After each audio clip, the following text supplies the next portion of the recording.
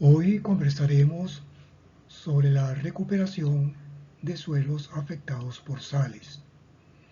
En la imagen estamos observando un sistema de drenes internos para el control del nivel freático al sur de España en las marismas de Guadalquivir.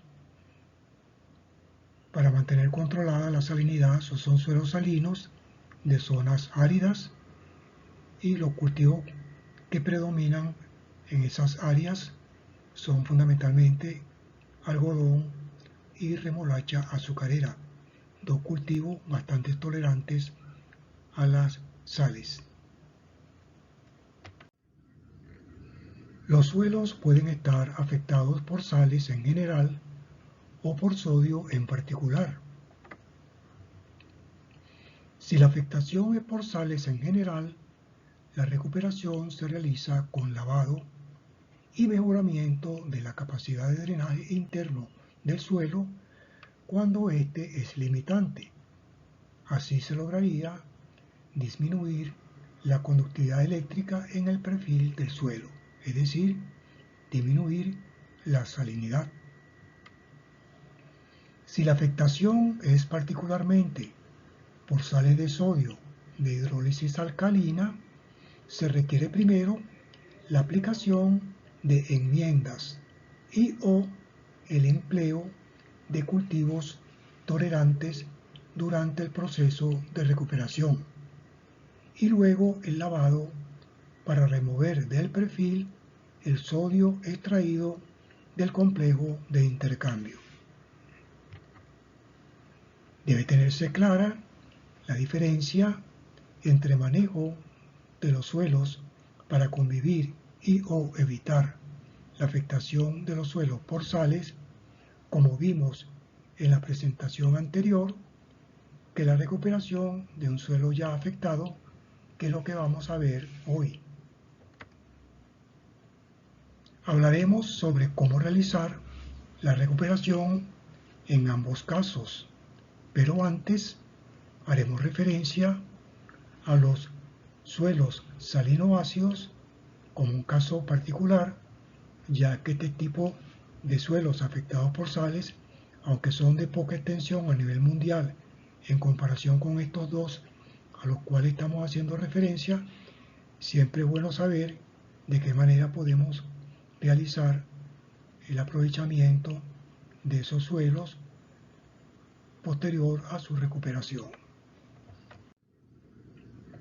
Entonces vamos a ver la recuperación de suelos salinoácidos.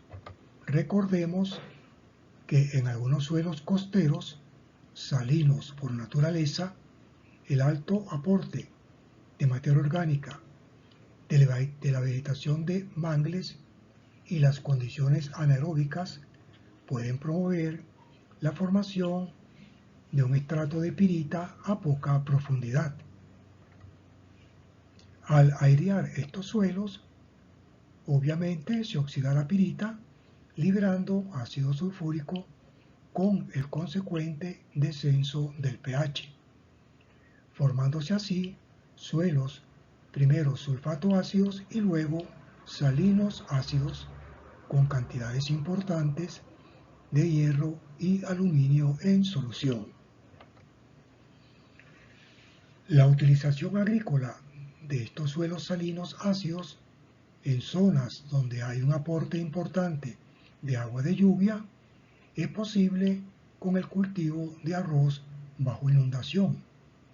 Por supuesto, si se baja la salinidad y se eleva el pH para reducir la toxicidad por hierro y aluminio. En algunos casos, a veces es conveniente aplicar previamente alguna enmienda para elevar este pH. El lavado puede ser primero con agua de mar, que promueve la elevación del pH por ser el agua de mar ligeramente alcalino. En esto hay mucha experiencia en Holanda, entonces se evita la utilización en estos casos de enmienda. Aplicaciones de nitrógeno y fósforo son necesarias, y si es roca fosfórica, habría aporte adicional de calcio. Otros cultivos son posibles, obviamente, una vez que se ha reducido la salinidad y elevado el pH a valores acordes a la exigencia del cultivo que se quiere poner en operación en esa zona. Esto puede ser con un sistema de drenaje interno somero que simplemente consiste en construir camas de suelo separadas por surcos que funcionan como drenes. Vamos entonces ahora a entrar en materia en cuanto a la recuperación de suelos salinos, que ocupan grandes extensiones a nivel mundial. En este caso hay dos posibilidades dependiendo de la condición de salinidad. La primera, remoción mecánica de las sales cuando éstas se acumulan en la superficie como costras salinas. Es recomendable en lugares donde la afectación, por supuesto, es localizada. Y en este caso no estamos combatiendo la causa, sino el efecto, de tal manera que esa recuperación es temporal, ya que puede volver a ocurrir la acumulación de sales en la superficie. La otra opción es el lavado con agua de riego, agua de lluvia o con ambas. Esta es, hasta ahora, la única vía práctica para remover sales en el perfil. El lavado es efectivo si el suelo tiene buen drenaje interno. De lo contrario, habría que realizar previamente mejoras en él para proceder luego con el lavado, tal como se ilustró en la imagen que vimos al principio. Para evaluar el proceso de recuperación, se deben realizar análisis de salinidad en el perfil cada cierto tiempo, es decir, monitoreo de la salinidad.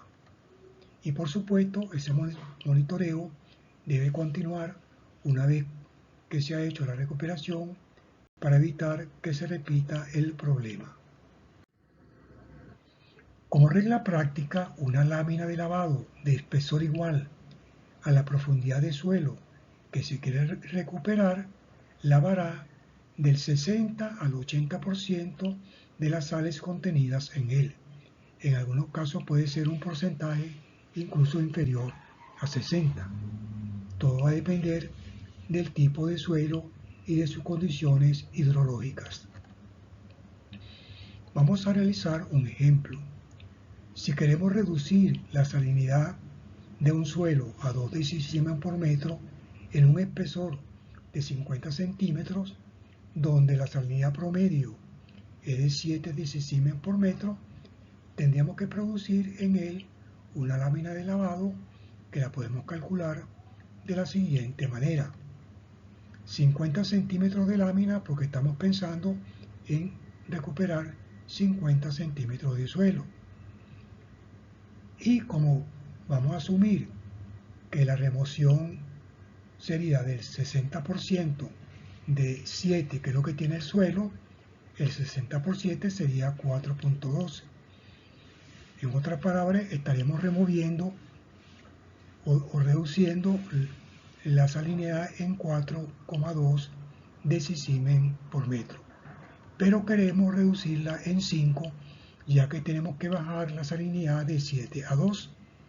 Entonces eso, como una regla de 3, nos indica que deberíamos de aplicar una lámina de lavado de 59,52 centímetros.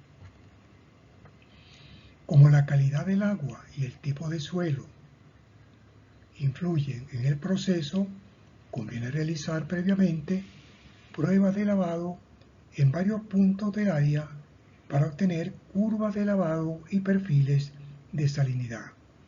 Se pueden utilizar infiltrómetros de cilindro como propuso Dilleman hace muchos años atrás.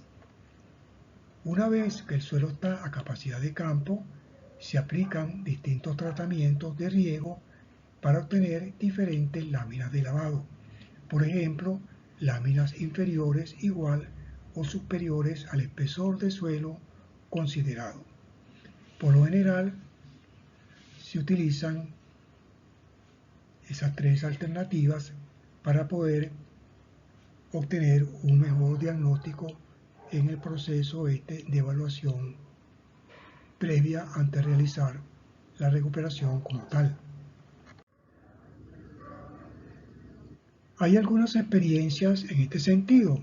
Precisamente Dilleman en 1963 realizó esa prueba con infiltrómetro de cilindro en tres tipos de suelo. En el eje horizontal tenemos la relación entre la lámina de lavado respecto al espesor de suelo. Lámina de lavado es DW y espesor de suelo es DS. Y en el eje vertical tenemos la relación salinidad deseada o final, que sería SA, respecto a la salinidad original o inicial, que sería SB. Y ahí tenemos entonces cómo se comportan tres tipos de suelo.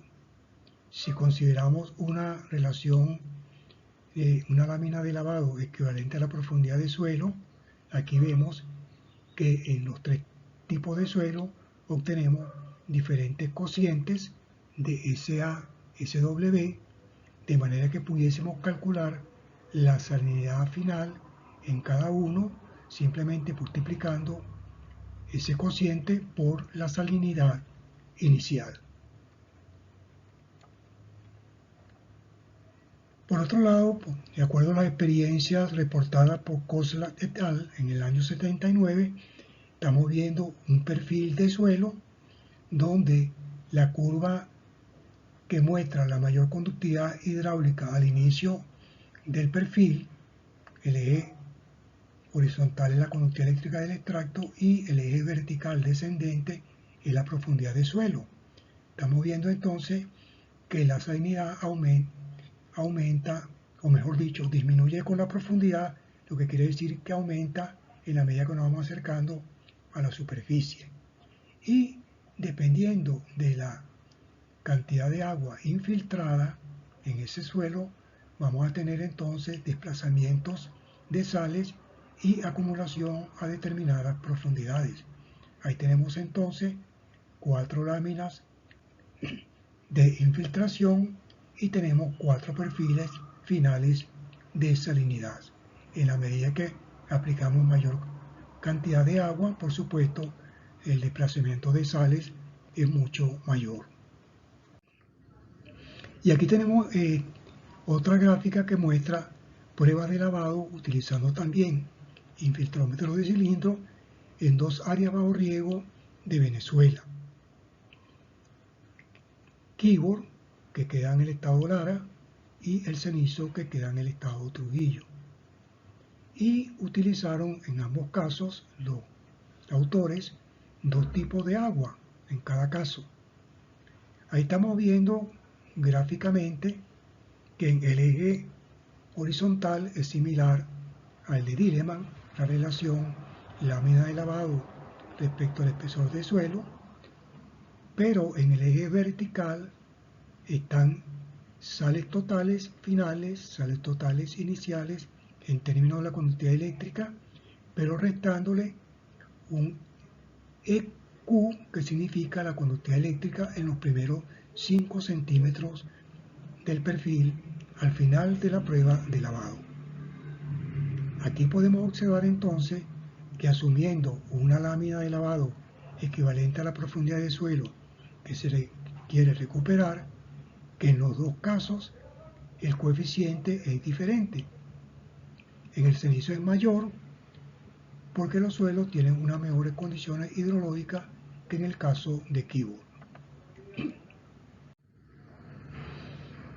Vamos ahora a la recuperación de suelos sódicos alcalinos. En la recuperación de suelos sódicos alcalinos se busca, por un lado, reducir el porcentaje de sodio intercambiable y por el otro, por supuesto, bajar el pH, lo cual se puede lograr con la aplicación de enmiendas o algunas prácticas de manejo.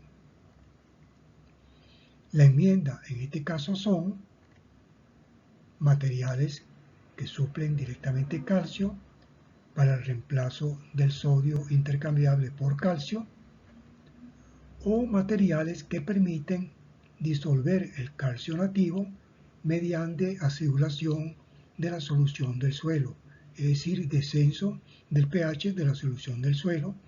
Pero es importante tener presente que en el estrato de suelo donde queremos hacer la recuperación es donde debe existir suficiente calcio nativo que pueda disolverse para proceder entonces a la recuperación. Una vez reemplazado el sodio intercambiable por calcio, se remueve el sodio de la solución del suelo por lavado.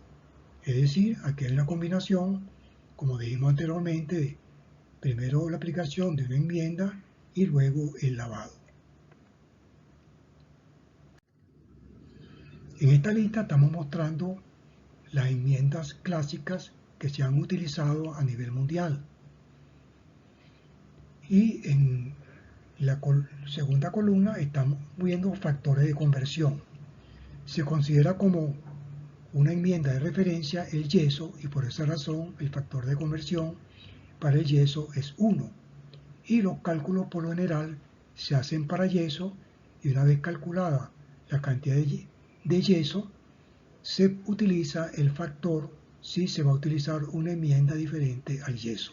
Eso por un lado. Por el otro, hay que tener en cuenta también que estos son valores para materiales, como quien dice, puros, donde el porcentaje del contenido de lo que está indicado en la tabla es menor del 100%. Hay que tener en cuenta también ese valor para reajustar la cantidad de enmienda a aplicar. Como ven en esta lista, las primeras tres suplen calcio: el yeso, el cloruro de calcio y el nitrato de calcio. Y recuerden que el yeso es sulfato de calcio. Y por supuesto, la tabla se refiere, como indicamos anteriormente, a materiales puros. Particularmente en el caso del azufre, la oxidación no es total. Influyen muchos factores, entre otros que existan suficientes bacterias que producen la oxidación biológica del azufre elemental. El cálculo se realiza, como señalamos anteriormente, para yeso puro, y si se va a utilizar yeso, después se reajusta a la pureza que tenga el material que estamos utilizando. Si no, se hace el factor de conversión para la enmienda que vamos a utilizar diferente a yeso, y luego se afecta por el porcentaje de pureza. Vamos ahora a ilustrar cuáles son las reacciones químicas de las enmiendas que suplen calcio. Son reacciones químicas muy simples. El caso del yeso, fosfoyeso, que prácticamente es sulfato de calcio con algo de fósforo, cloruro de calcio y nitrato de calcio. Esta sería la reacción del sulfato de calcio solubilizado en la solución, que va a permitir el reemplazo del sodio intercambiable, entrando calcio del sulfato por el sodio que está en el complejo.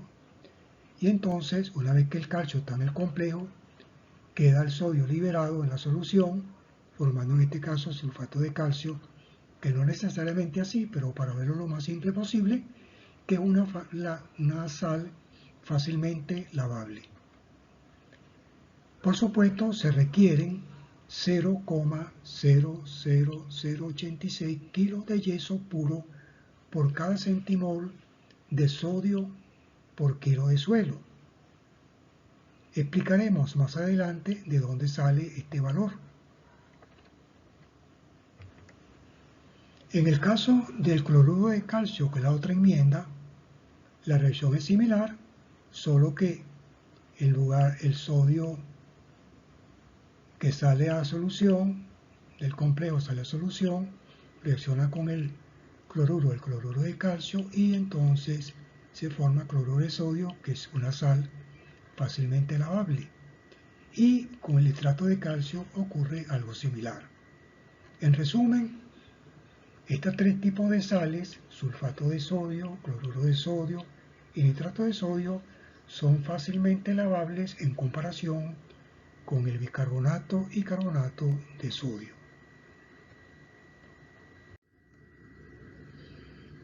Vamos ahora a ver enmiendas químicas que disuelven el calcio nativo. Recuerden que esto es aplicable solo donde hay suficiente calcio precipitado en el espesor de suelo al recuperar. Eso significa que previamente hay que hacer las determinaciones del calcio precipitado para ver si las cantidades que existen son suficientes para producir la recuperación.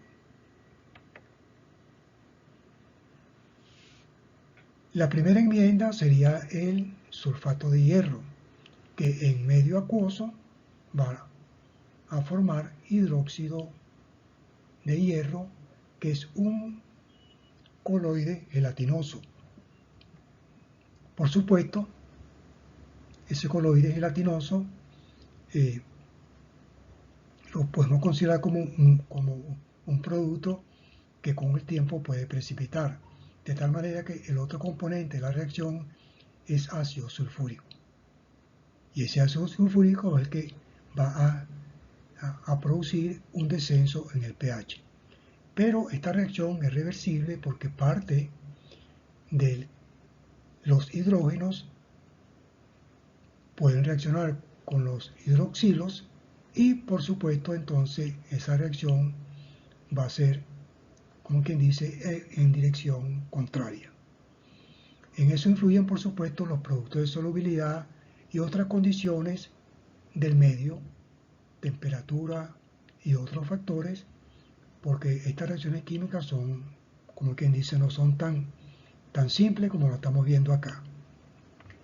Igual ocurre con el sulfato de aluminio,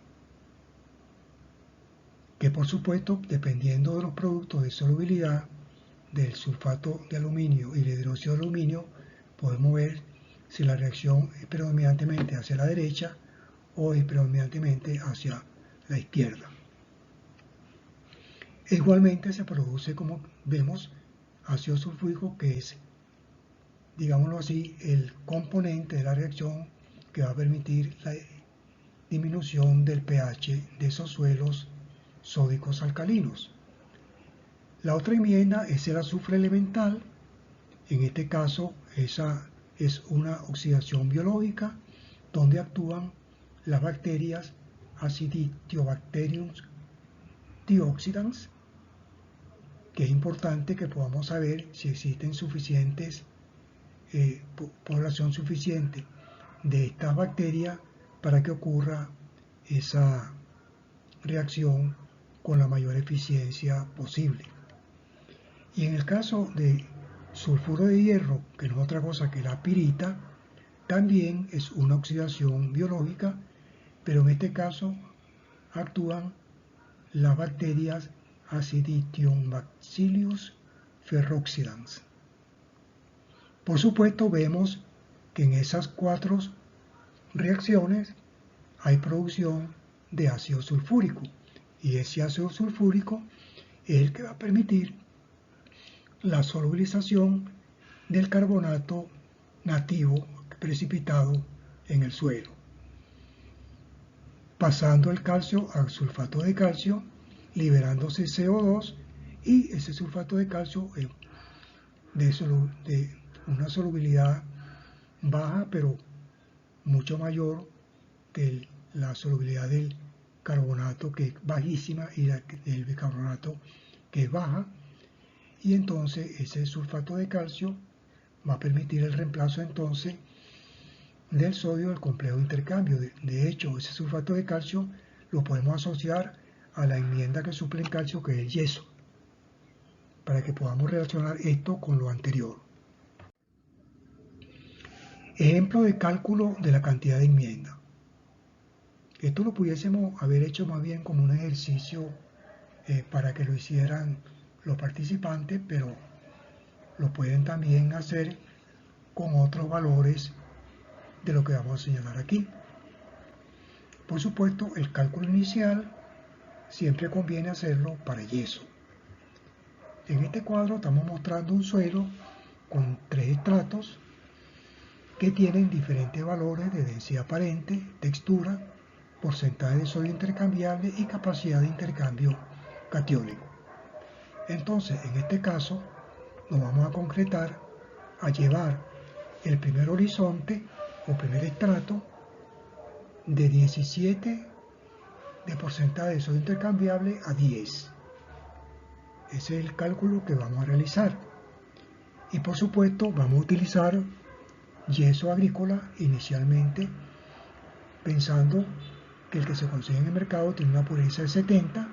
Cuando hagamos los cálculos tenemos entonces que afectar el resultado final, dividirlo entre 0,7 para obtener la cantidad total de enmienda que necesitaríamos. Vamos a ver primero que todo cuál es el peso molecular del yeso. Aquí simplemente sumamos los pesos atómicos de los diferentes componentes elementales que tiene esa fórmula química. 40,08 el calcio, peso atómico del calcio, 32,06 el azufre, 64 son los 4 átomos en el sulfato. Recuerden que el peso atómico del oxígeno es 16, 16 por 4 da 64. Y 2 moléculas de agua, una molécula de agua tiene un oxígeno 16 y 2 hidrógenos que tienen peso atómico 1, daría 18, 18 por 2, 36. Sumando tenemos 172,14 miligramos. ¿Sí? Si lo estamos expresado el peso molecular en miligramos. Pero el sulfato de calcio tiene valencia 2, de tal manera que un milimol de carga, no un mol, sino un milimol de carga tendría la mitad, que serían 86,07 miligramos, que es la mitad de 172,14. Ahora bien, si hablamos más bien de centimoles, que son las unidades que estamos utilizando, por ejemplo, para la capacidad de intercambio catiónico, un centimol tiene 10 milimoles, de manera que si queremos expresar en centimoles, tendríamos que multiplicar esos milimoles por 10 para obtener entonces los centimoles de carga. Tendríamos entonces 860,7 miligramos. ¿Ok? Para aclarar muy bien este cálculo que pueden a veces enredar, un centimol tiene 10 milimoles y un milimol sería la décima parte de eso, que es lo que estamos viendo del lado izquierdo.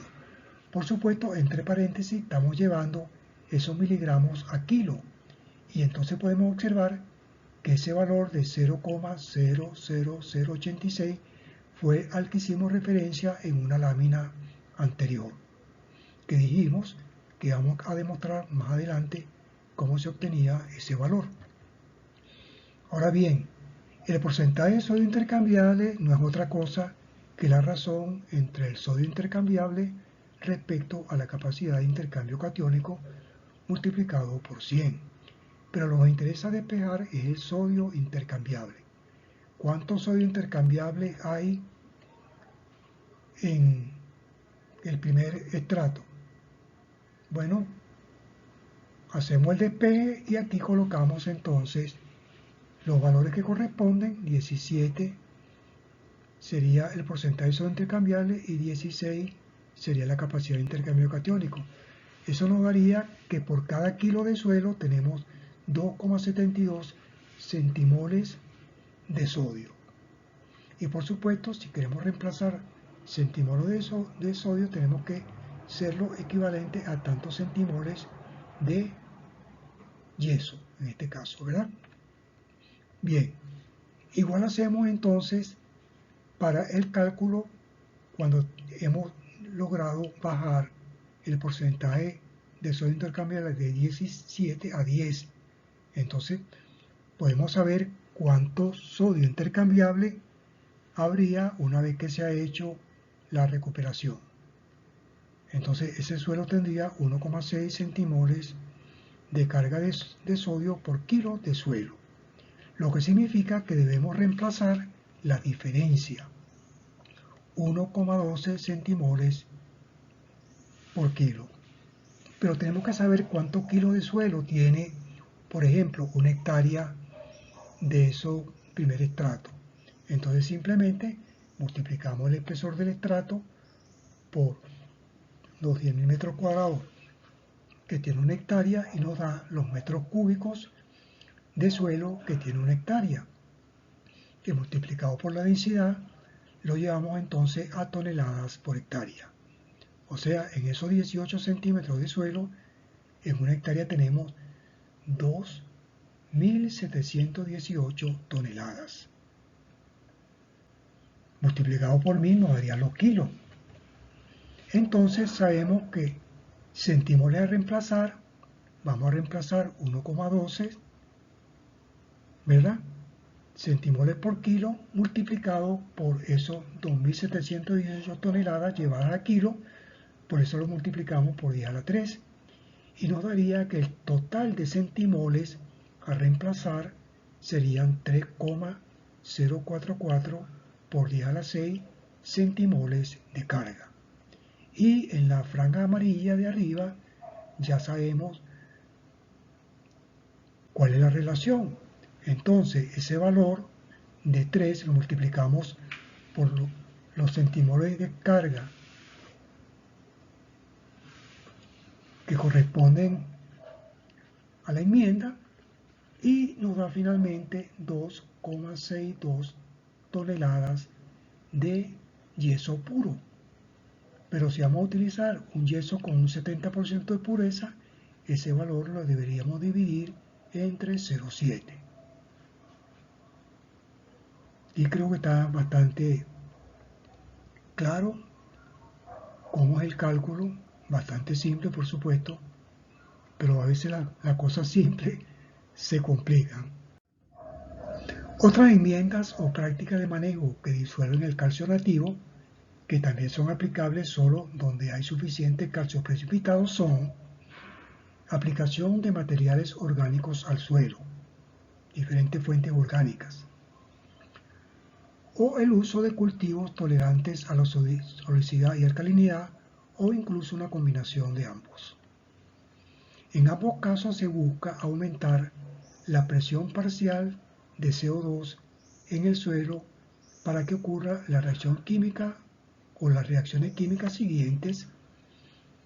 El CO2 en el agua va a producir ácido carbónico y ese ácido carbónico va a reaccionar con el carbonato de calcio, porque como el ácido carbónico por supuesto va a bajar el pH del suelo, va a permitir la solubilización del carbonato de calcio. Estas son precisamente dos reacciones clásicas incluso en los procesos de meteorización. Y por supuesto lo que nos interesa es que el bicarbonato de calcio es mucho más soluble que el carbonato de calcio, pero también es de solubilidad baja, pero nos permite mantener una cantidad de calcio en solución que permite que garantiza el reemplazo de parte del sodio intercambiable. Cuando se emplean cultivos, las raíces, además de expulsar CO2 en su respiración, generan espacios preferenciales en el suelo que permiten el humedecimiento del mismo en profundidad. Nosotros tenemos experiencia, por ejemplo, en recuperación de un suelo salinosódico, donde utilizamos diferentes pastos y precisamente el pasto que llaman pasto alemán tiene un sistema radicular bastante denso, pero también profundo. Y en comparación con pastos de braquiaria, que son también tolerantes a la salinidad y un poco al sodio, pues la recuperación pudo ser a mayor profundidad porque el sistema radical, en este caso del pasto alemán, era mayor que el de los pastos de braquiaria. Vamos ahora a ver una lista de enmiendas orgánicas, pero hay que tener cuidado con estos productos. Primero, paja, que son restos de cultivos y malezas en general, cáscaras de arroz, acerrín, estiércol de corral, gallinaza, compost parcialmente humificado, libre de patógenos. Lo ideal sería que estuviese libre de patógenos toda, pero no es lo general. Vermicompost, es decir, humo de lombriz, vegetación verde incorporada, lo que se conocen como abonos verdes, y bioproductos o efluentes de plantas industriales, ya sea cachaza, melaza, efluentes de plantas de leche, lodos, entre otros. Por supuesto, las enmiendas orgánicas, además de promover el aumento de la presión de CO2, tienen otros beneficios como mejora de las propiedades físicas, químicas y biológicas del suelo. Pero es importante caracterizar esta enmienda desde el punto de vista de su salinidad, alcalinidad, porque a veces más bien pueden generar un problema. Y esa caracterización puede ser utilizándolo como que si fuera un suelo, preparando una pasta y obteniendo, por supuesto, midiendo el pH de la pasta y obteniendo en el extracto los diferentes cationes y aniones. Y al final calcular la relación de absorción de sodio, término que vamos a definir más adelante, para el que no lo conocen. La actividad microbiana promovida por las enmiendas orgánicas se puede ver comprometida por el estrés salino y el pH del suelo. Cuando la relación carbono-nitrógeno es alta, ellas se decomponen más lentamente, disminuyendo su efectividad. Lo ideal es que esté alrededor de 30 a 1. Para alcanzar el máximo beneficio con estas enmiendas, el suelo debe estar a niveles de humedad altos, pero no saturado durante el proceso de descomposición, para que la presión de CO2 llegue a su nivel máximo posible. La definición de la dosis se logra, por supuesto, en pruebas previas bajo condiciones controladas. Recuerden que en el suelo tenemos las interfaces agua-aire y la interfase sólidos-agua. La masa microbiana y las raíces desprenden CO2 como resultado de la respiración.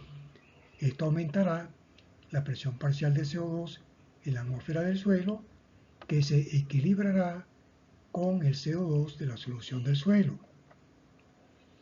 Se producirá entonces ácido carbónico, como vimos anteriormente, en la solución del suelo, que bajará el pH de la misma.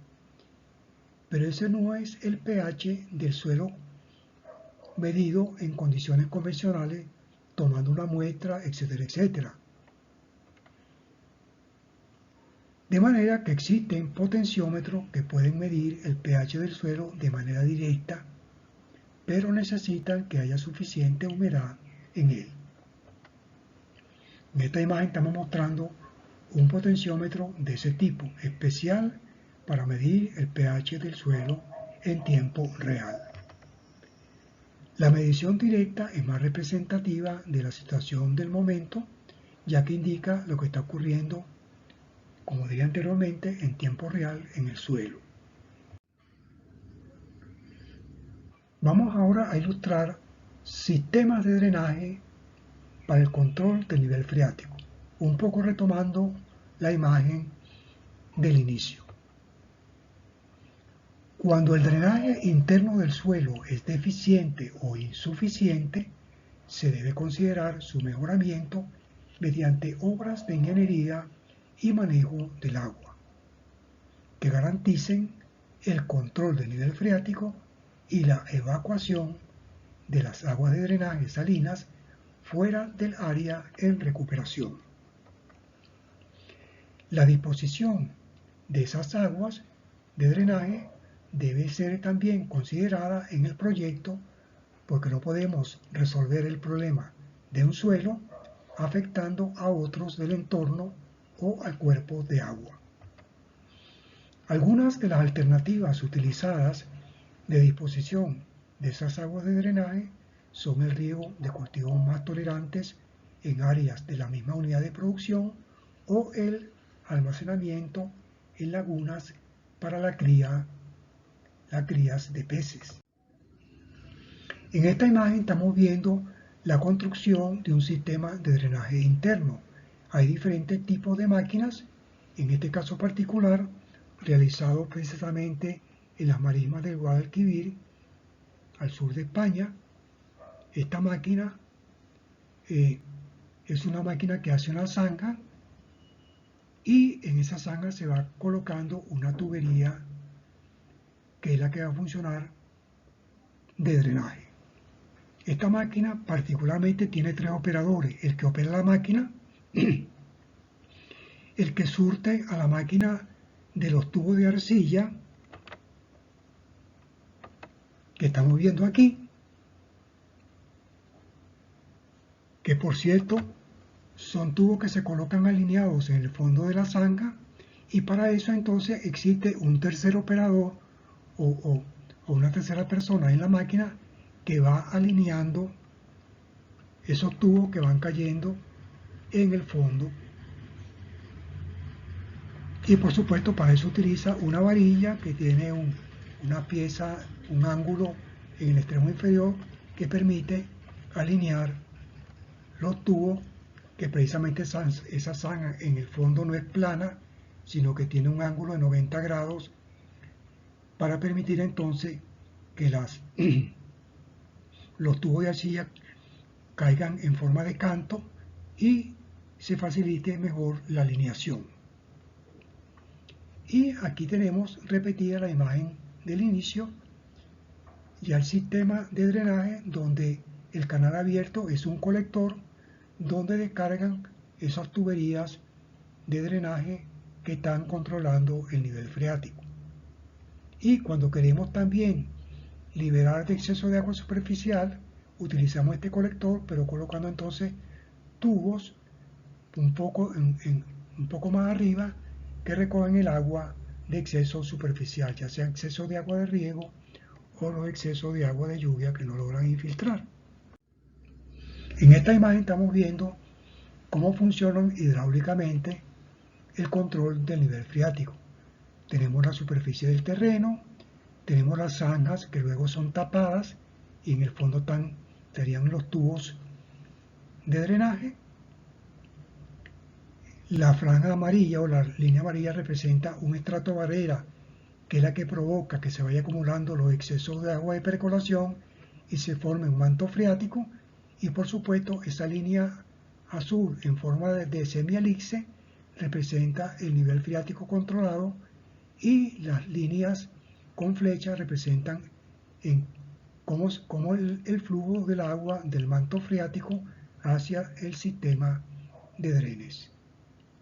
Por supuesto, ahí están dibujadas de manera muy simple, asumiendo que todo ese perfil de suelo es uniforme, pero cuando hay estratos de diferentes texturas y de diferentes valores de conductividad hidráulica, esas líneas de flujo no tienen esa disposición, sino que cambian de disposición. Pero aquí lo que queremos es mostrar cómo funciona ese sistema de drenaje para el control del nivel freático, clave para poder garantizar la recuperación de suelos afectados por sales y sodio o afectados incluso por salinidad, en ambos casos. Vamos, para finalizar, mostrar algunas experiencias venezolanas en programas de recuperación de suelos afectados por sales. Recuperación de suelos salinos en Central Palmares, en el Tocuyo, del estado Lara en el año de 1955. Se instaló un sistema de drenes entubados, se utilizaron tubos de concreto y se realizó el lavado de sales en 121,77 hectáreas, un poquito más de 100 hectáreas. Esos tubos, el agua entra a los tubos entre un tubo y otro, simplemente por la rugosidad que hay entre un tubo y otro. Y para evitar que penetren suelo, se colocaron tejas tapando la unión de dos tubos, digamos, sí, exactamente la unión de dos tubos. Y luego se rellenaron la zanja. En este caso se utilizó incluso un material más bien gravoso para mejorar las condiciones incluso un poco de filtrado del agua freática hacia el flujo hacia la tubería. Este trabajo fue presentado en la Segunda Convención Nacional de Ingenieros Agrónomos en 1955 y el autor de este trabajo fue el ingeniero Pedro Sequera. Otro trabajo reportado es recuperación de suelos salinos sódicos en Cagua, en la estación experimental del Servicio Shale para el Agricultor en 1959. Ahí se recuperaron 2 hectáreas, consistió en el uso de yeso como enmienda. En el caso del Tocuyo eran suelos salinos, en este caso son suelos salinos sódicos. Se aplicó en enmienda y se instalaron drenes, pero en este caso drenes zanjas, drenes abiertos para el control del nivel freático. Y este trabajo fue presentado en la tercera Convención Nacional de Ingenieros Agrónomos en el año 59 y los autores de este trabajo son Tignel, Vascones y López Ritas. En ambos casos, por supuesto, los suelos presentaban limitaciones en el drenaje interno. Tenía un nivel freático somero. Eso es todo por hoy. Gracias por su atención y hasta la próxima.